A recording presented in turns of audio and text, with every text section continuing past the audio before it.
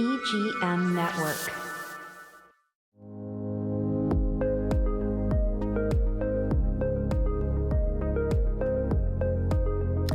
Welcome to Scouted Treasure Coast. Today we have Cathy Padgett from Veranda Fine Jewelry and Home Accessories. Yes. Plus her many other talents and hobbies that we're going to talk about today. So first question. And I don't know that I've ever gotten this actually correctly, but were you born and raised in Vero? I was born and raised in Panama City, Florida. Okay. As were my mom and dad and my grandparents, which is a lot of people. A lot of people. Okay. And so then you moved to Vero in what year? I was in Vero in high school. My dad was in the Holiday Inn business at the time. Besides Holiday Inns, he was in other developments, condominiums, houses. And we spent the summers in Vero Beach in 1963, 64, 65, above the petite shop. The people that owned the petite shop offered it to us to live in while we were building the Holiday Inn, which was great. Okay. Her name was Mrs. Byerly, just to give you some history. Okay. They became friends of my mom and dad, and it was a cute apartment upstairs. It was 2 bedrooms, 2 baths, big living room, and we had access to the stores adjacent to it. You could walk on the top of the roofs, and watch people walk by. That was sort of the activity at the time. Vero Beach was a little bit slow. And my dad built that Holiday Inn. I don't know the exact date. I wish I could tell you the exact date, but he built that. And that's why we came to Vero Beach. Okay. And I know you've told the story, and I'm going to have you tell it again because this is kind of like leading into. So how did you get into the jewelry business, really? You really want the real story? I really want the real story. Okay, the real story. As a little girl, my dad, I refer to him a lot, don't I? Mm-hmm. That's okay. I refer to mine a lot too, so that's okay. My dad built houses. He had this little subdivision, and he built all the houses in the subdivision. And I want to say I had to be 6 or 7 years old. I might have said earlier 5 or something like that, which I don't think I was that young. Anyway, I was bored. My grandfather smoked cigars, so he would always give me his cigar boxes. And one day I just decided to go through the neighborhood with my cigar box in hand and ask everybody there that lived there, because my dad built all of their houses, if they had any jewelry they didn't want. And a lot of people gave me a bunch of jewelry, and I put it in the cigar box. And I went home, and I put price tags on all of the jewelry they gave me. And everybody bought it all back. Interesting. And that's really the truth. My dad never knew this story, or my mom probably. Okay. Anyway, that was sort of the beginning. All right. So then fast forward to how did Veranda start? Because what are we, 40 years now? It's nearly 50. Okay. Veranda started in 70. I don't know the exact date. I wish I could tell you the exact date. It's on the sidewalk in front of the store, and I'll look at it later to tell you the exact date. Anyway, Veranda started probably as a result of being in Vero Beach. I am and was very well aware of the jewelry industry and all of the designer jewelry in the world, basically. And nobody in Vero Beach, none of the jewelers, were at that time focused on designer jewelry, what was trending, what was stylish. Mm-hmm. And I just knew that I had a great opportunity to introduce, all of the jewelry designers that I had at the time. One was David Yurman, which I'm sure everybody's aware of. Years ago, David Yurman did an event at Windsor. He came to Windsor, and there was a big polo match, and he was there as a guest for the polo match, and he was a guest at Veranda. And that's when I had the store down the street, and I can't tell you exactly the location, but it was a small location. And then the building I'm in today, which is 3325 Ocean Drive, became available. And at that time, the real estate market was a little bit depressed, believe it or not. And I was able to acquire that building. I was just really able to acquire that building at a very, very good price. I also, at the time, it sort of looked like everything else on Ocean Drive, which was, little tiny, insignificant looking buildings, quite frankly. And I hired Peter Moore to help me do an architectural design, which we did. And as it stands today, I think it's one of the prettiest buildings on Ocean Drive. And it's been that way for probably maybe 35 years. I wish I knew more dates and times for you. Was it always pink? Pink happened probably in the last 4 or 5 years. Okay. At one time, it was a color I like, which is kind of odd. It was chocolate brown, but the windows were coral colored. So I'm very color conscious. I'm very still going to be very style conscious. And I had to change the windows out, which was a good thing. And one day I just was shopping in Palm Beach, and which I do a little bit. And I was in a store, and I won't mention names, it doesn't matter. And their shopping bag was this fabulous pink color. Fabulous pink color. So I grabbed the bag. Well, I think I bought something, put something in the bag. And then I took the bag to the paint store and said, match it. And that's how the color came. And that was that. Yeah. So how many designers do you have at the store? Jewelry designers. Let's see. 1, 2, 3. Probably 12. Do you still have David Yurman? Actually, no. David Yurman, I can't tell you exactly when, but years ago, and we did a great business with David Yurman. We were probably... He has all his retail stores now. He wanted everything to be concentrated into his own stores or into big department stores. I didn't qualify, which is fine. I was happy. And they, I was very successful with it until they decided they wanted it to be in their stores or department stores. Okay. So there you have it. So let's talk about, there's a lot of trends or fashion trends between the mine diamonds, specifically since Taylor Swift, Travis gave her one for her engagement ring. Yes. So can you talk a little bit about what the difference with the old mine diamonds?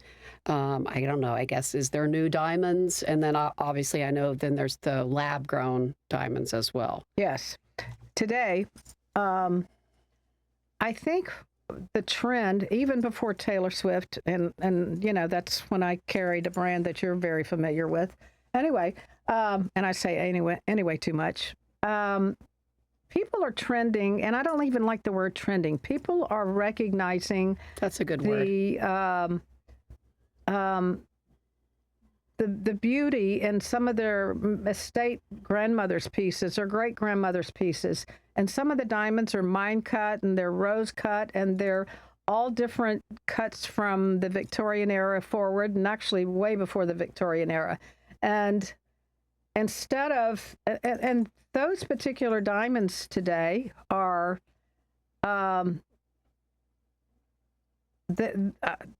the word is trending again. I hate to say it, but those diamonds are very, very, very desirable. And believe it or not, some of the people that I do business with that have a lot of diamonds, that's their business, they're recutting some of their new diamonds to mimic the old cut diamonds, that's incredible. It's usually in the reverse. A lot of people years previously were probably taking their old cut diamonds and having them recut into new modern cut diamonds. And now the trend is in reverse. It's in reverse. Yeah. Right. Well, they've talked about it's almost like in the beginning of the year, 2016 was back in. So we're in 2026, and now it's like everybody's going back to 2016. What did we do in 2016? I don't remember, but that's kind of been one of the new things for 2026, which I don't remember what I was doing in 2016, but I guess I have to go back and pay attention a little bit more. Well, I think I'm going to do that too. I keep a calendar. I have calendars of the last 25 years, paper calendars. I know that's kind of odd to a lot of people. Everybody likes to go and do everything on their computer or on their phone. I can't even do an appointment on my phone. I don't do that. I do all of my appointments on my paper calendar, and I like that. And I can go back, I can say, okay, I need to go back into 2019 or whatever and see. I'm serious. Yes, well, it's a good... And it's written. Yep, that's good to have. I go back and look at things, of course, passwords and all that other stuff, but a lot of important data is on those paper calendars or paper events. So I've also noticed, and it's like we talked about, it trends in reverse or forward. The trend or what's desirable today is we've gone back to gold. Absolutely. A lot, there's been times before where it was platinum or silver. Yeah. So why do you think the trend has gone to gold and away from, let's say, platinum and silver? I'm going to say something to you that I think, and I really believe this. Years ago, and as I said, I've been in this business a long time, since I was 5 or 6. That's a long time. A long time. Anyway, I've always been a believer in yellow gold. Like today, I think yellow gold is, I'm going to say it's more day wear, more day to night. Okay. I think yellow gold really looks best. Most people can wear yellow gold, where a lot of people can't wear white gold. Now, you'll see a lot of like engagement rings or eternity bands, which those are diamond bands or with diamonds all the way around. A lot of times those would be white gold or platinum. But for years, I think my yellow gold has been my most popular gold. I think it's, I just love it. I don't design jewelry. I do a little bit, but not a lot, for sale. But I'm always talking to my designers that I do business with, and I'll say to them, I like turquoise with yellow gold. And I will ask them to make some pieces specifically for Veranda.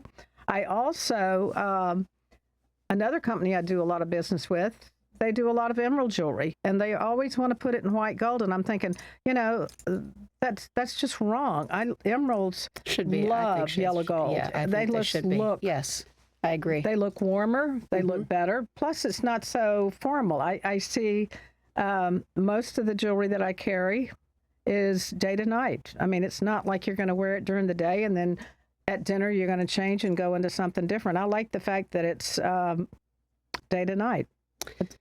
So explain to me about, and I've read and seen this a lot lately as well, as Victorian era. Yes. So that seems to... That's huge. Okay. So huge. Can you explain that?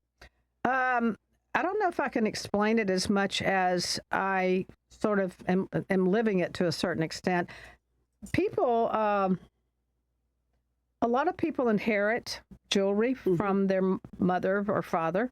A lot of people, ladies and guys, inherit jewelry from their grandmothers. Right. And for many, many, many years, I think it was sort of not worn, or the recipient didn't feel it was stylish. Right. Or, once again, they wanted to take the stones out and remake it into something modern or whatever. But I think today you're seeing a huge trend in antique jewelry from Victorian era up. I happen to, I love that. And I'm bringing in a huge collection of antique jewelry into Veranda just because I feel, and I've talked to the customers a lot. I'm sort of the I'm the greeter. Yes.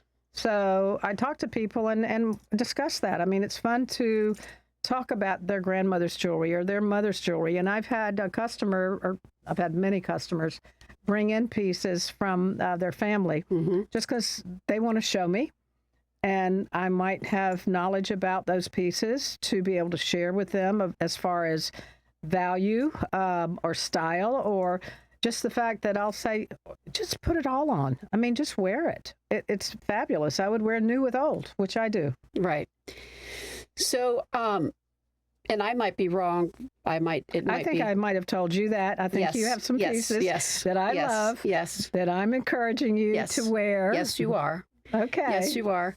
One of the things that I've noticed about your store that I really like is, and I wonder, is it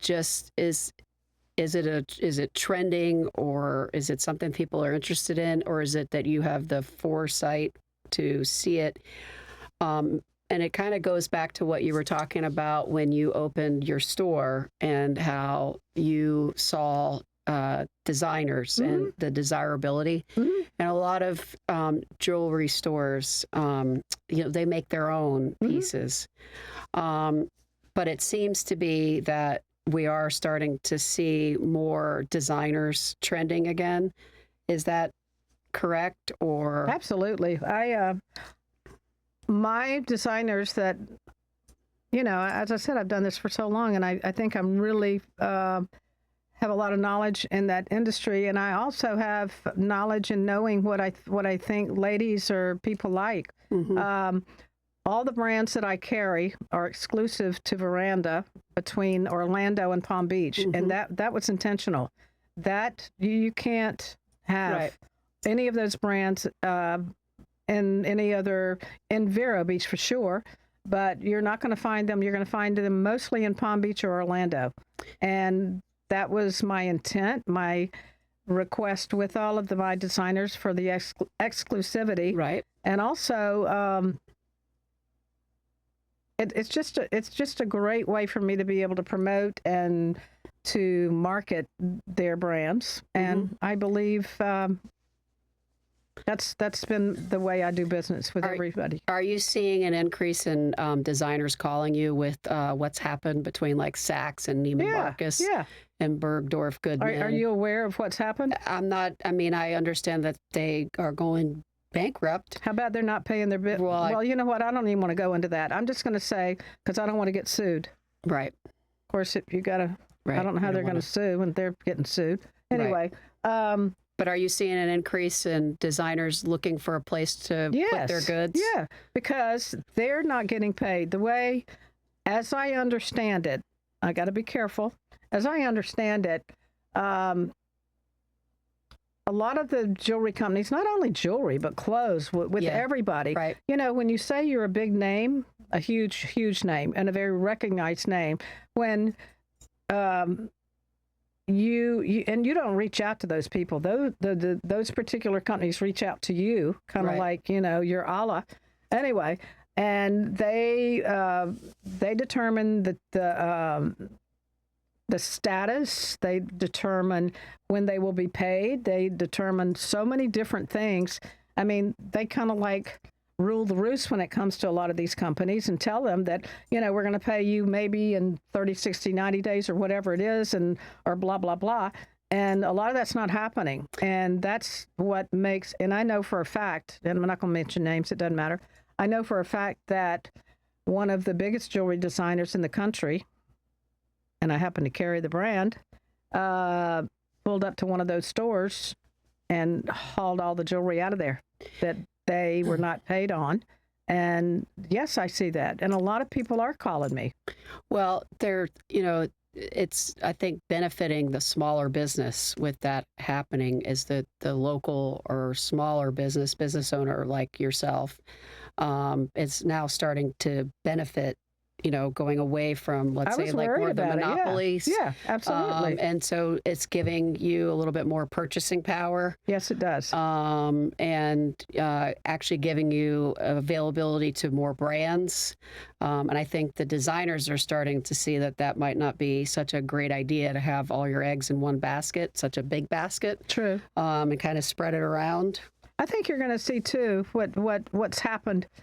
And, the whys of all these other companies that are going a little bit sideways, they're huge. Yes. They're just huge. I mean, they've gotten so big they can't move. And I will say that I want and hope we give everybody has everything sort of in a different city, possibly.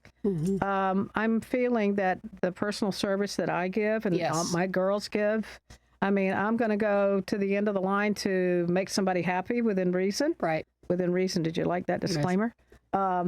Within reason. And I read that from a company up north that's, I'm not going to mention their name, but they're huge. It's like one of the biggest businesses, independent businesses in the country. And they have a book that talks about service, what they do for their customer. And I wish I could tell you who it was. I'll tell you later, okay? Because you'll like reading what they do. Right. They go to the end of the world to make their customers happy, and their customers are faithful. And that to me is, I love what I'm selling, but I also love the service that I'm giving. And I think that's key. And a lot of stores seem to forget about that. I mean, they just sort of think just because I have this, and this, that, I don't have to give good service. You better give good service. Right. No. And also, the one thing I think that is important about today being in business, besides it's difficult,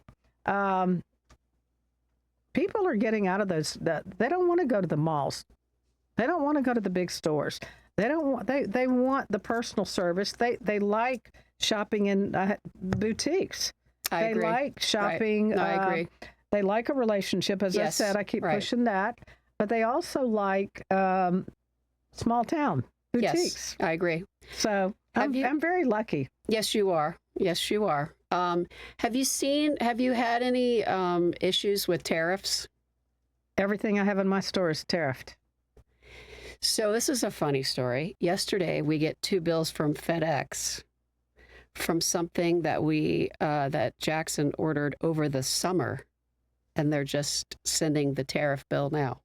Wow. Each one was like $100. That's a lot of money. $200 for something that I don't even know if it costs that much.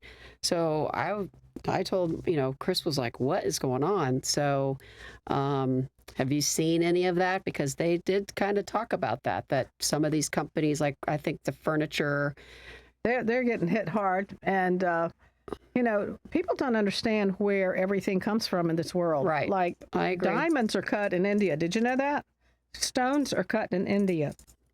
There's certain things that go from one country to the next. India's getting hit real hard with tariffs. And so is, I got a bill the other day from a guy Indian guy that has tariffs on the bill. And I politely said, by the way, these have been sitting in your New York office and I'm not paying a tariff, so you can just have them back. Mm-hmm. But yes, it is affecting the cost of everything. Okay. And I think until things settle down, whatever that means, it's gonna be there, and we're gonna have to adjust to it, and that's the way it is. I mean, that's sort of the purpose of tariffs, quite frankly. Mm-hmm. So to get into one of your other hidden talents or many talents, you're building. Building. Yes. You're in the construction business. Yes. So you've probably seen a lot of tariffs. Have you, seen them all yet? Or is it sort of like it's a little bit of a warning that this could you could see something 6 months later? I don't think I'm going to see anything 6 months later, but there is one particular person that I do business with that I've done business with for 20 years or so. And I don't want to mention who and what country, but I hope we can figure out not how to work around the tariffs, but I hope that the tariffs go away for this particular project, because it's an expensive project for me and it's part of this house that I'm building. Mm-hmm. And you got to have what I'm talking about. You cannot not have what I'm talking. I can't go to, I could go to alternate suppliers for this particular part of this house. And I don't want to. I'm used to this guy, and I'm used to his work, and I'm used to his talents, which makes it it's the way I like to do business. Right. But it's an added cost that you have to think about. it could be a really big added cost. And actually, he's on the top of my list to call today. So how did you get into that you were going to go start building house? Like, how did all that happen? That happened probably, I told you my dad was a developer and a contractor. Right. So you always had that little bit in your blood. I always had it. I built my home, my first house years ago on Sandfly Lane in Old Riamar when I was 20-something years old. That's a long time ago. And I enjoyed that. And I love to draw. I know that I love to draw plans. And actually, a lot of people do computer CAD and all that stuff. I don't do that. I draw. I hand draw everything I do. And I enjoy that. I mean, it's kind of like, it's just a very, very interesting, it's not even a hobby. It's actually a business. And I built my first house years ago, and then I had an opportunity to remodel a house at Johns Island in Vero. Okay. And I just decided I was just going to do it. And I just did it, which it was very successful. I sold it immediately, and I said, okay, I can do this. And I built another one from scratch. The first house, I think, was a remodel. And then I did another one from the ground up, as I call it. And that was very, very successful. And I've done a few projects at Johns Island. I did a small island house condo. And I've got 3 or 4 more projects that I've done, and I've been very, very lucky. And I think what I do when I build these houses, and I forgot about a couple in Riamar, which I can't forget because that's my home. But anyway, I did a house, and it was beautiful, and it was finished. And I walked in it one day, and all I heard was my voice echoing. It was just echo, echo, echo. And I said, well, this is so beautiful, and it's so not warm. It's so not a home. It's just not what, So I spoke to some people about staging the house, and then I got the details on doing that, and it was X plus X amount of money every month. And so I decided I'd take the X and the 2 or 3 months of X and put that together and buy a bunch of furniture. So I furnished that house, and I think that made people feel, well, first of all, they could have bought the house with the furniture in it. So, right. And it was beautiful. It was very well done. It was some great pieces of furniture, some great antiques. I'm sort of an antique collector to a certain extent. And it just made the house feel so warm. Plus, I use real art. I don't use, stuff from places that kind of looks not so fabulous. And that sold that house.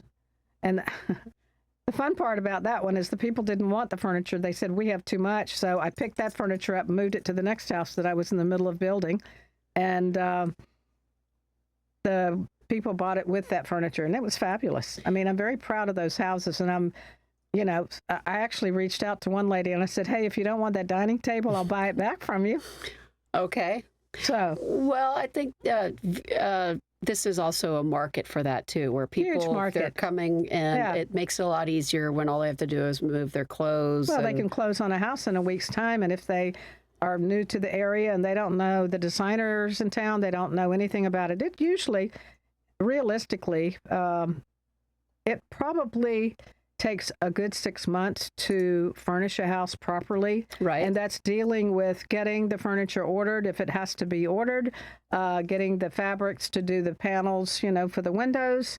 And a lot of people, in today's world and in the market that I build these houses, people have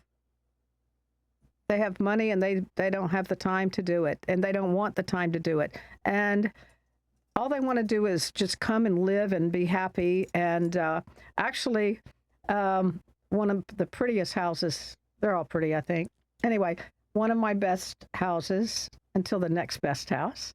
The gentleman bought it from a video. I'm not kidding. Okay. I'm talking furnished to the nines. The whole deal. He liked it. He just needed to walk in and move his clothes. He bought it from the video, and I met him, and he had closed on it before he came to the house. Okay. I mean, that happened very quickly. And he showed up and he just looked around and he was so amazed. He said, "Oh my God, this is the most beautiful thing I've ever seen," which that made you feel good. That did it. So, and I thought, my back doesn't hurt that badly now that, and Amy and I, my assistant, she and I, we shove the furniture. Okay. We hang the artwork. We do everything that we can do physically. We do have help from some guys that are, muscles, but we do it. We do all the work, and I like that. Well, Cathy, you've obviously been very successful over the many years and the different interests that you've had. I'm wondering if you were talking to a young entrepreneur, say like myself or someone else, what advice, like let's say like your top 3, would you say? Advice. Wow. That you look back and you say, I knew I had to. That's probably the most difficult question I've ever heard, because I think there's so many ways for young people to, with AI that's happening, with so many different other areas in the world besides retail, which is what I am. I'm a retailer. I sell jewelry. I build houses. That's what I know. I got to buy something to sell something. So advice would be, just if you believe you can do something, you got to do it. You just got to go for it. And don't let people tell you no. And don't let people second guess you. Right. I think that's probably, I think you just have to go for it. If you don't, it's like you never tried. Right. Hard work. I know you work hard. And I like to work. Work hard. Yes, as you do, my friend. Yes, and relationships. Yes, absolutely. Yeah. Yes. It's fun to meet you. Yes, you too. Alex. Yes, absolutely. That's the difference. My sidekick. I'm going to get her on here one time. One time she's going to get on here. You hear that, Alex? One time you're going to be on here. Where are you, Alex? No, but that's fabulous. I mean, I'm so proud to know you. Well, thank you. Me too. I appreciate it. And I appreciate you coming on today. I just want to thank Cathy Padgett and Veranda Fine Jewelry and Home Accessories. And what is the name of your company? I don't have a name of the company. Somebody reached out to me one day and said, what's the name of your company? How do I contact you? And what's your webpage? And I said, we need to work on that. Well, you know what? There's a lot of things that I need to work on, and that is definitely one of them. All right. I don't have a name for the company. Okay. I mean, it's like just me. Well, we got to come up with that. So, but anyways, thank you so much for coming on today. Thank you for coming to get me. Yes. Because I would have been lost. Yes. You know that. Thank you for everything. And thank you, everybody, for joining us today. Thank you for inviting me, Amy. You are so welcome. We'll see you next week on Scouted Treasure Coast.